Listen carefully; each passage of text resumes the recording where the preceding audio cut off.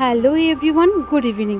আজকের এই মিনি ব্লগটা আমি সন্ধ্যের থেকে স্টার্ট করলাম। আমাদের আলিপুরদুয়ারে কালী পুজো উপলক্ষে 11 দিন মেলা হয়, আর আমি তো এসেছি বাড়িতে অনেক দিনই হয়ে গেল, একদিনও মেলায় যাওয়া হয়নি। তো তোমরা তো জানোই গতকাল আমার কর্তামশাই এসছে, তাই সব ভাই বোনদের নিয়ে চলে গেছি মেলায়।